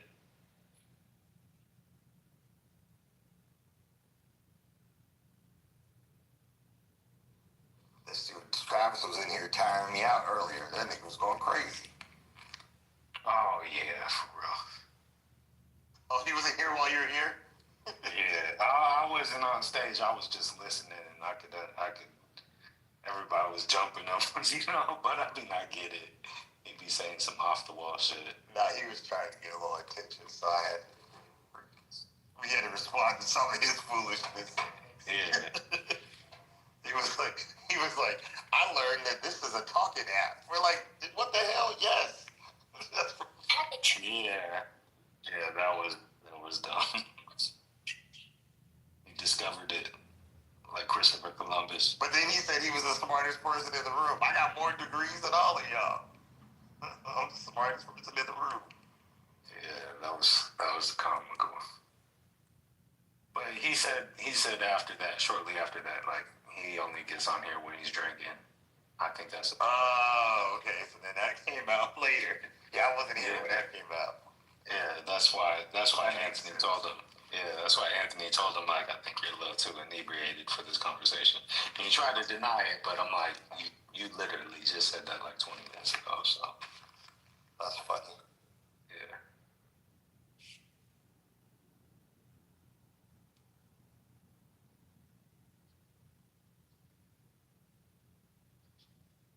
Well, yeah. What are your thoughts? What are your thoughts on, like, you know, what's the next right move? What's the next right step? You know, moving forward, like, in terms of, like, you know, just changing how society operates, how we, you know, address these issues, how we address politics, like anything in general, like, you what do you think would be a positive move in that direction? I think we're 100% in a position where the current government leadership is the problem. We got to make a change. I don't know that the Republicans would ever grow the cojones to get rid of this man. So it might just be planning for the future. But he's unstable. He's dishonest, and he's a racist. So I'm good. Like that in itself is a problem. Yeah, you can't like stay in your house and not move forward and get your bills paid while that's happening. But that's a major part of the problem. His policies he's creating are going to be harmful for us for a long time. I agree, especially even like the stance on like the Republican Party. Like I think it's apparent. Like nobody on the as in terms of the Republicans really have any balls. Like if you look at half of the people in his cabinet, they were all people that were in opposition of him, and now they're kissing his ass because he won, because it was viewed that he was the one that was going to guard the support of the masses. That's a fact. Right? And they've been afraid of him until a couple recently obviously have stood up to him, but they've been afraid of him. Yeah, that's why honestly, some people were kind of celebrating the idea that Marjorie Taylor Greene was stepping down, and me personally, like I've despised her for the longest. I think majority of us have, but I was appreciative of her switch and her at least having the balls. Like I don't expect her to look out for my best interests, but I did appreciate her at least like having the balls to voice her opinion in opposition. Not to say that I want them all. I mean, yeah, of course, at this point, I want them all to be opposed to him. But I was just appreciative of the fact that like at least she stood up for what she believed in. Whereas a lot of these people just kind of are just going with the flow and and co-signing this bullshit. So. I felt like that was kind of a blow. I don't think that it was necessarily. I didn't think that it was a benefit her stepping down. Yeah, I've had a hatred for her for a minute based on things that she's done. So it kind of was the what did Malcolm X say?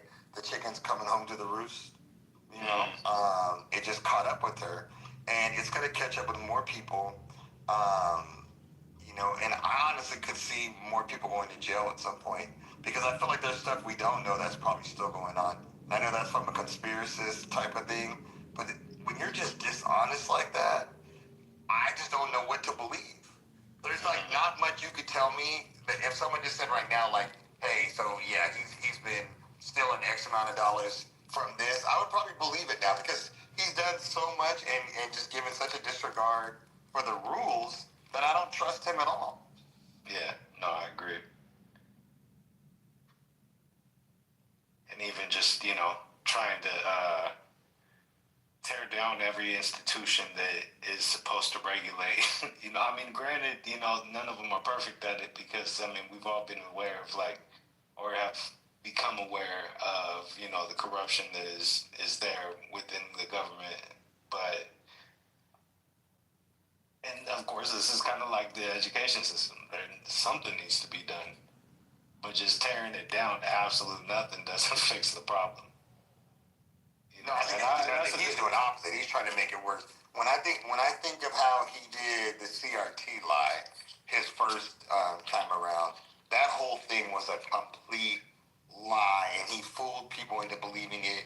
He picked up something that he knew was a lie. He picked it up off of Twitter and Fox News, and he helped spread it.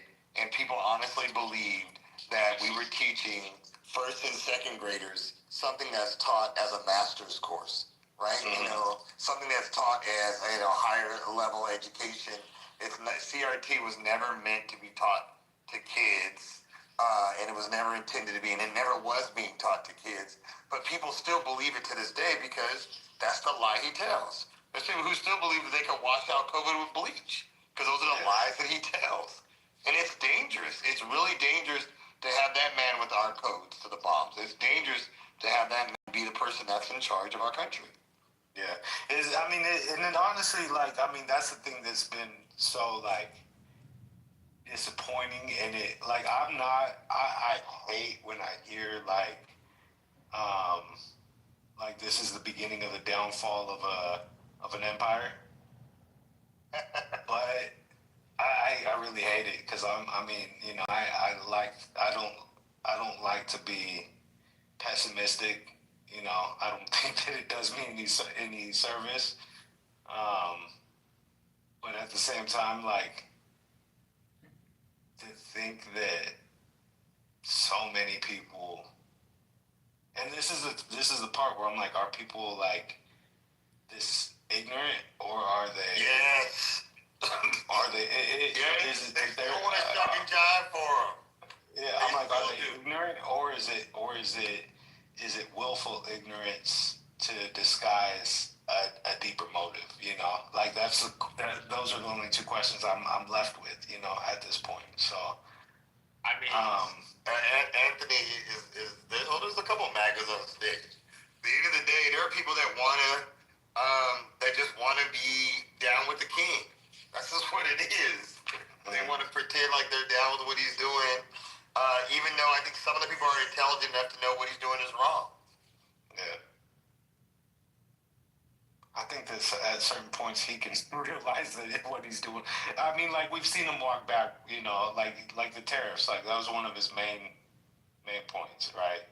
And we've seen him walk that back, you know, and it wasn't due to the pushback that he was getting about it. He doesn't give a fuck about people pushing back against his ideas, but you know, maybe he's like, okay, well, maybe I didn't think about this all the way through. Like, let me walk it back. Or I'm questioning, like, is that what is going through his mind, or is it that this is intentional, like, where it's like I'm like basically how software companies have operated, you know, where it's like, all right, let's create a virus so that people now have to invest in something called an antivirus. Like, let's create the problem so that I can provide a solution and I can be the hero.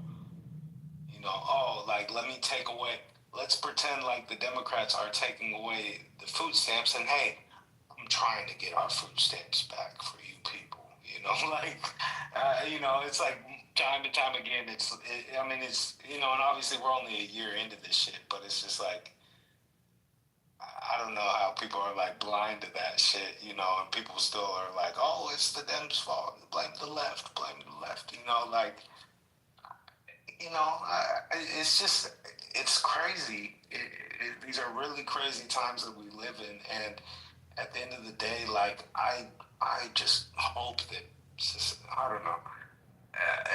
It's like part of me hopes that society's not this stupid, but if they aren't that stupid, then what the fuck is the rationale behind it? Well, and that's even, I guess that would be question. The majority voted for him. No matter how you look at it, the majority wanted this man in charge, knowing how he did last time, knowing what he said he was going to do. So it tells us a lot about America. So that's the first thing. The other thing just talking about tariff stuff, I actually thought the tariffs, and I caught some heat for it in this space, but I thought tariffs are a good idea. I knew he wasn't the right person to execute it, which he proved. He was weaponizing tariffs and trying to be like, oh, well, you called me a name, so now you get a tariff. You know, Yeah. That's not how you do it. I was hoping that he did it in a way that it would boost American-made products, things that were printed here. Even to my own demise, because, you know, me and my wife have a publishing company. We print overseas because it's so much freaking cheaper. Why is it so much cheaper? Because of the labor. Yeah. The labor, they don't pay what we pay out here. And that's not right. I know it's not right, but because our competitors do it, the only way that I can compete as a self-publisher at a large scale is to print in China. Plain and simple. Yeah, I already know. Like, I was part of my business. We were attempting to create a clothing brand. Like, we started in like, well, we started probably last summer as far as game planning and shit. and we got our first product made September, October, right? And then so I mean, we had a little bit of time, but you know, we got into this new year, and then okay, all of a sudden, shit just got a little bit more expensive, and it's like anybody that has started a clothing brand knows that there's a big investment, that it already takes, prior to this. So increasing those costs isn't necessarily feasible, for something that you got to do a lot of testing initially, so there needs Right. to be a good amount of funding behind it. So we kind of put that on the back burner, for the moment. But What do you make?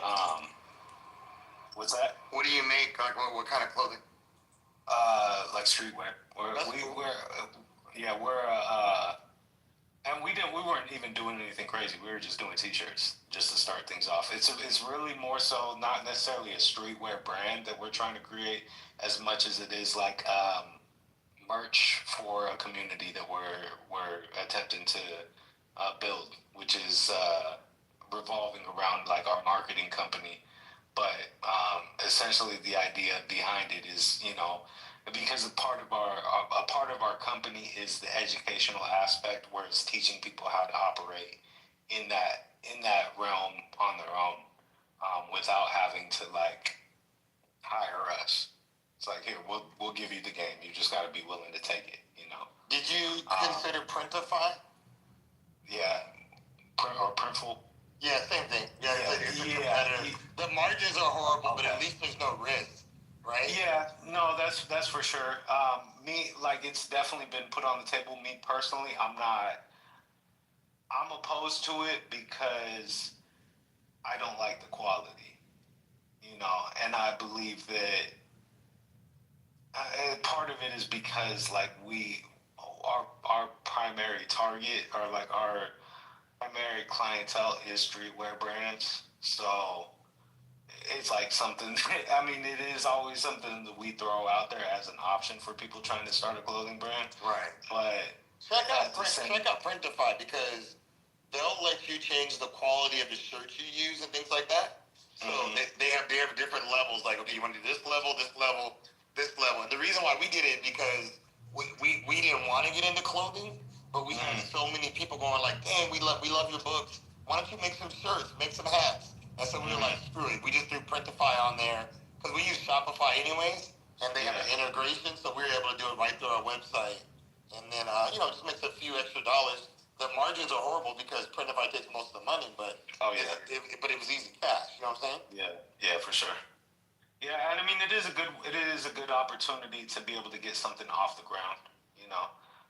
I battle myself with those thoughts, because I always feel like, first impression is everything, especially when it comes to, from my own, I think about it from a consumer standpoint, but, in all actuality, the more that I think about it, it's like, it's not even necessarily about that, because people wouldn't be attaching themselves to it based on it being the upper echelon of a clothing brand. It's more so to support the community and support the movement. So No, I respect that. no, but I'm saying like I'm torn. I'm hella torn because part of me wants it to be like a legacy brand, and something that I stand behind in terms of like delivering a high quality piece of merchandise, to people that give that support. And not so much like that. The part of it is it's hard to be genuine in the approach and not be driven by the money, but the money is a key aspect to getting it going and keeping it going. So it's trying to find the balance within the two, Because I don't like operating like where I'd feel some sense of guilt, and you're right. Like I definitely should entertain the idea of Printify and see what type of options that they provide. Because if we are able to create a piece of merchandise that I'm proud of, then I wouldn't have that type of complex around it, So yeah. funny. It feels like I'm a Gemini. I'm not, but I'm a Libra, so I balance. I try to find balance in everything. You know, like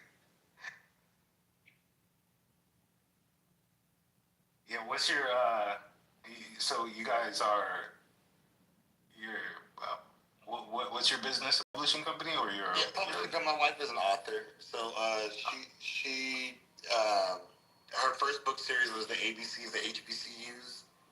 Then she wrote the ABCs of Black Wall Street, and then the ABCs. So those two were in Target nationwide for Black History Month.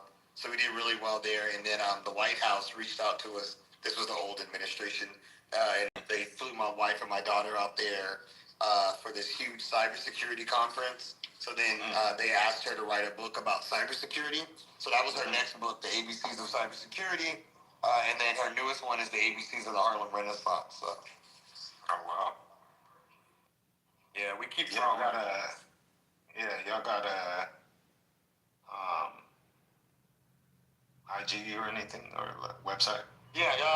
Let me give you our website, but we're on TikTok, LinkedIn, Instagram, everywhere. But let me throw it in the chat, make it easy. Yeah, definitely. Do you got a link tree with everything?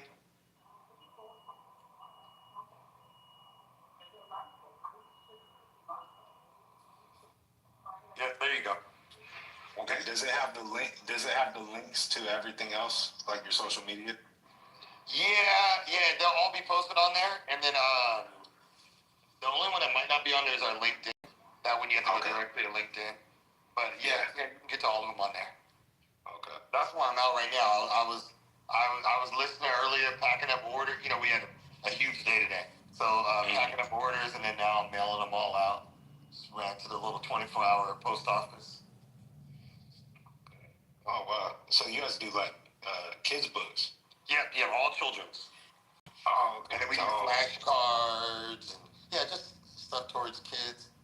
Yeah. That's why I was so tied into education discussion. Yeah, I feel it. Look, so this is dope. Like, all right, so I do like Google marketing, like Google ads and stuff for like YouTube channels and stuff, and like music artists.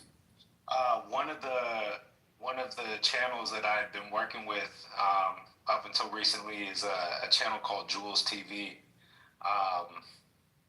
They kind of operate a little bit on the education. They do like nursery rhymes basically, so they do a little bit of the educational stuff, but they're like similar to like Gracie's Corner. But yeah, you should check them out. That'd be, I don't know, I could see some sort of like collaboration going on there. No, that's cool. That's cool. Yeah. And what is it called? Jules TV, JOOLS TV. Cool. So on YouTube, I mean that's like their biggest platform. They got a decent following on IG, but on like YouTube, that you'll see like they're pushing close to 1 billion. Oh damn. We definitely need to connect with them. Yeah. So. All right, I'm looking at that right now. Yeah, although he's definitely put himself out there as a face somewhat of it. I mean, the whole channel, like the characters on it are his kids, and him and his wife are characters in the content itself. He's not out full, or he doesn't like out himself as far as who he is. But I thought it was hella cool just because of like my recognition. I don't necessarily. It's not him that I recognize, but it's his brother. So he's you know the show Ridiculousness on MTV with Rob Deerday. Oh yeah. I didn't know that was the name of it. But yeah, I knew. Okay, so where they did like the Tosh.0 type of channel where they like watch videos and talk about them and shit, right? Viral videos. Yeah. So you remember how the DJ that was on there, Stilo Brim? Yeah. The black dude. So it's his brother that that's cool. is on. Yeah. Okay. No, I'll definitely hit him. Yeah, it was a cool little story that I had when I first got introduced to it. That I was like, oh shit, that's dope. It's just dope when you like, especially when you're like just normal. You ain't. Yeah, not that I get starry eyed or anything like that, but it's still just like cool to be able to make those connections. Like, okay, somebody out here that's been involved somewhat in the industry, or has a taste of that experience. Like, and it was cool initially, just because it's like, okay, the world is smaller than I actually thought. But yeah, I mean, that'd be dope. That'd be dope to see that type of connection happening. No, we do a lot of collabs, so I'm down. Okay. Yeah, I'll talk to him. I'll see if I can get a hold of him and see what the best way of. So is he in Washington? Nah, he's in Chicago. Oh, okay, cool. How did y'all connect? Just through mutual acquaintances. Like my cousin, he's the one.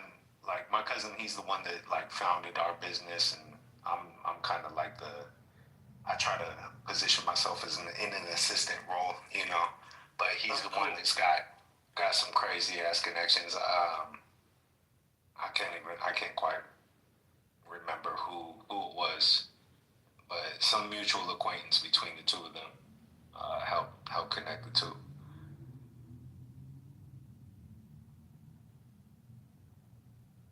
But yeah, definitely, I'll see if I can get in touch with him and see what his thoughts are.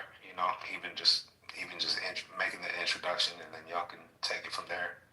See what happens. But I'll see cool. if it's are possible. you on LinkedIn? Nah. Oh, you need to be on LinkedIn, man. LinkedIn is crazy for connections. Have you been on there? It's crazy for connections. But even if you're not on, you can still pull me up on LinkedIn. So I connect all my info stuff. So just pull up Brian Walker on LinkedIn. You'll see a black face with HBCU Prep School, and it'll come up. But yeah, if you can connect me, that'd be great. Yeah, for sure. But I'm interested in connect with them anyways, though. Yeah. All right, let me get ready to run into the house, man. I'll holler at y'all. I'll see y'all tomorrow. All right, man.